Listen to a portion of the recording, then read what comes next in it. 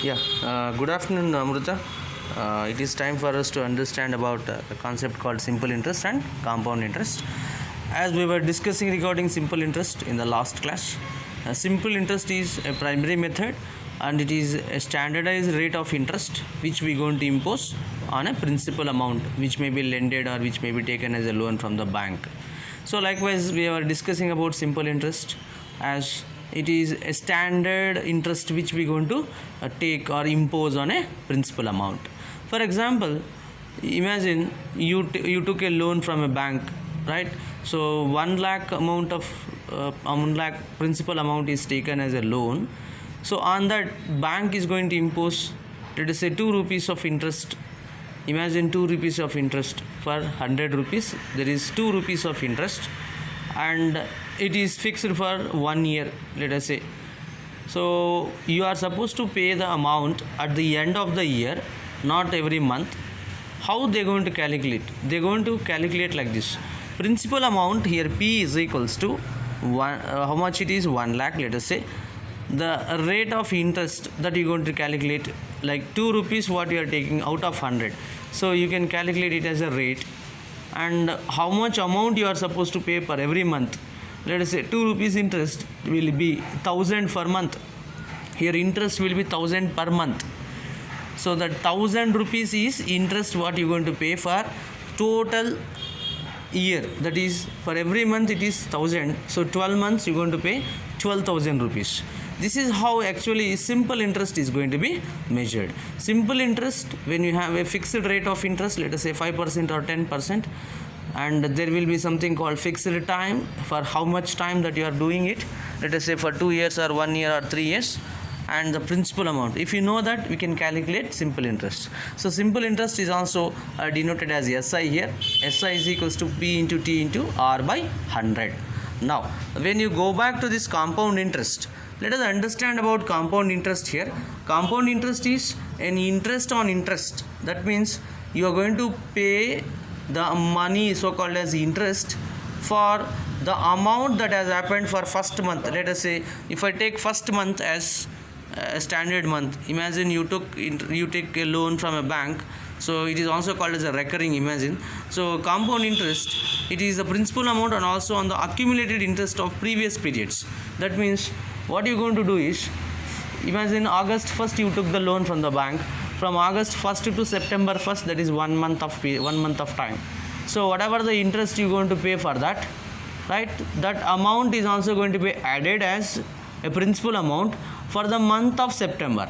So while you are calculating for the September month, not only the principal amount initially you have taken, plus you are going to add the interest which is incurred for the month of August. So likewise, for every month we are going to add up. That means, let us say when you are calculating for the October month, you are going to take initial month, that is August month interest plus September month interest plus the principal amount that has happened. So that we are going to take it for October month. Likewise, compound interest is, obviously it is going to be more than the simple interest. So when you talk about compound interest, we are going to have some fixed formula here. That is how we are going to take. So compound interest can be calculated like this. So there is something called interest rate in percentage terms. So P into 1 plus I whole to the power of n minus P. Why we are putting minus P? That is principal amount. So actually interest is I, that is CI is equals to, we have to subtract the principal amount from the amount. And here I indicates percentage interest rate. So I can be written as I by 100. Or I also can be mentioned as R, that is rate of interest. So when you say rate of interest in the fraction form, this can be written as, here P into 1 plus I is there, you can write it as R also. So P into 1 plus R by 100 whole to the power of n minus P, that indicates compound interest here. So likewise we are going to calculate for the compound interest. Here n indicates the number of compounding periods. For example, in some cases the compounding period may be 1 year, so it may be n will become 1. If compound interest is, let us say, compounding terms is 6 months, so number of periods is 2. That means every 6 months we are going to calculate the compound interest. Then n becomes 2. So the value of n will be 2 there. And rate of interest, obviously it is how it is fixed by the particular lender. Let us say you are taking it for 2 times. Imagine how much you are putting here is R, that is rate of interest, or I, rate of interest, will be half in case of 2 times if we calculate it. If we calculate it for 3 times, it becomes R by 3 you have to take, then whole to the power of 3, because n becomes 3 times. So likewise you can calculate. Let us let us look into some problems here so that we can understand this. And if you go back to the problems here, let us just focus on the problems.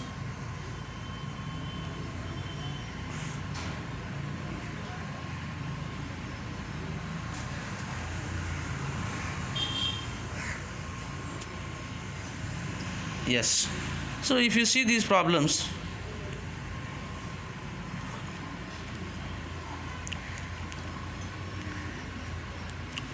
okay, here is the one problem on this. It is regarding simple and compound interest. Let us look into this. Here what we are doing is finding the interest rates. We are taking the interest rates here. 750 rupees. Find the interest and the amount what they are telling. So amount means simple, that is interest plus principal amount. So rupees 750 in 3 years, 4 months at 10% per annum. So we know that 3 years, 4 months. Now 4 months, we have to be very specific here. We can convert either years into months or months into years. But here 3 years, 4 months can be written as 4 by 12 years. 4 by 12 years, because 4 months out of 12 months. Out of 12 months, how many months you are taking? 4 months. So 4 by 12, that is time. That means 10 by 3 years. The given principal amount is 750 rupees and rate is 10% what we are calculating here. So now interest is equals to, you can write it as PTR by 100 here. So what we are calculating is simple interest here we are calculating. So P, principal amount is 750, the rate of interest is 10 and time is 10 by 3 years. So obviously it is years. So you can see this, the 10 by 3 where the denominator will come into the it is going to be taken to the denominator whole fraction here. So 250 into 10 by 3 into 100. So you can cancel it, 3 into 3, 250s. So 250 into 10 by 100, the value is 250. What is this? This is simple interest. Now we can find out amount. Amount is equals to what? The principal amount 750 plus that principal amount plus interest, that is 250, that is total is 1000 rupees. So likewise you can calculate. Now you can take one more example here. Here the period is given, you are supposed to find the time. So 5000 rupees is principal amount, 8% per year, that is rate of interest.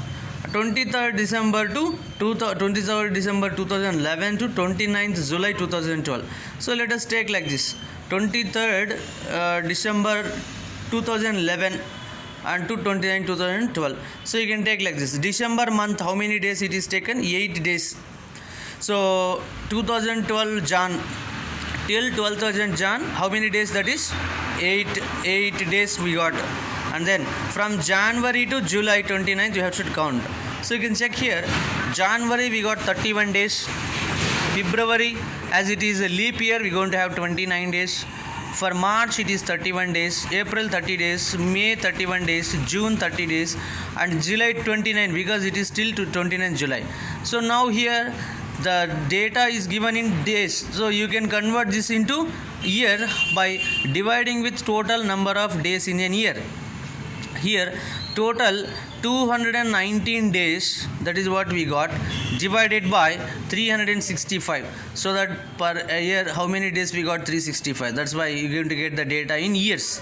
So interest is equals to now P into R into T by 100. So in place of P we are writing 5000, in place of R we are writing 8, in place of time we are writing 2219 by 365 into 100. So overall if you calculate this, you can cancel 2 zeros, denominator 100 with 2 zeros 50 what you're going to get, and overall you can cancel it as 10 into 8 into 3, that is 240 rupees. So what is this 240 rupees? This is the interest that is incurred on the amount 5000 rupees. So the total amount is 5000 plus 240, that is 5240. I hope you understood this. Here just let us go back. We are taking the time, measuring of time is very important part here. So we are counting the days, so that you can divide it with the number of days in a year.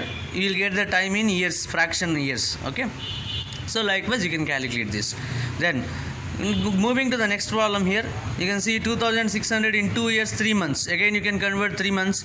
Either you can convert the months into years or years into months. The same way you can do like this. 3 months can be written as 1 by 4, that is 2 1 by 4, that means 9 by 4 you can write. So how many years? 9 by 4 years. Or this is also can be written as 27 months. Check here, 27 months. So rate per month is given, so that's why we are writing the time also in months. So rate per month is given, 1% is given. So based on the data, so here if the rate of interest is given for year, then we have to convert the time into years. But here rate of interest is given in months, so we are writing in in months. The time is also written in months. So interest here P into T into R by 100. So where R is equals to 1% and T is 27 months, so the interest is 702. I hope you understood this. So that, because if you understand like this, here in the first problem we were given directly as months, so rate of interest is per annum, that's why we converted the time into years only. Here also we have taken this days, it is given, so obviously the days are converted into years, that is per year, that is by dividing 365. Here what happened, the rate of interest is given per month, that's why we are converting the years into months, so that we got 27 months, and we can directly substitute it to get this value called simple interest. Now let us take one more problem here. 4000 rupees in 1 by 3 years at 2 pice per rupee per month. 2 pice per rupee per month interest rate is given. So how much it is? 2 pice per rupee per month. So 2% per month. 2 pice means 2% per month. So months, it is rate is given in months. So we should convert this 1 by 3 years into month. So how we going to get 1 year, one third of year. So 1/3 of year means what? 4 months. So 12 months plus 4 months. How many months you going to get? 16 months. You can check here. 1 year plus 4 months. So obviously it is 16 months. So 16 months is what we got here. So simple interest I is equals to here. Take the price P, where principal amount is given here as 4000. So you can take the time as 16 by here 16 months, because it is 1 by 3 year. So 1 year 12 months plus 1/3 year is 4 months. So you're going to get 16 months, and here a rate of interest is given in month, so that we're going to take it as 2%, because 2 pice means 2 by 100. So obviously 2%. So if you calculate it, you're going to get interest as 1280 rupees. So now what we have to understand here in this simple interest is, we should understand whether the data is given either in months and a rate of interest is given per annum or per month. So based on the data available, let us say if the rate of interest is given in month, we have to convert the time period into months. Either it may be given in years or what. And at the same time, you can see one more example there, where the days are also going to be taken into consideration. So whenever days are given, you should divide the total number of days, that period which was given, divided by the total days in a year. So generally it is 365 days what we are going to take, so that we can write that is as 365. So you're going to get the day time in the year also. So likewise you can solve these problems. So I hope you understood this concept here.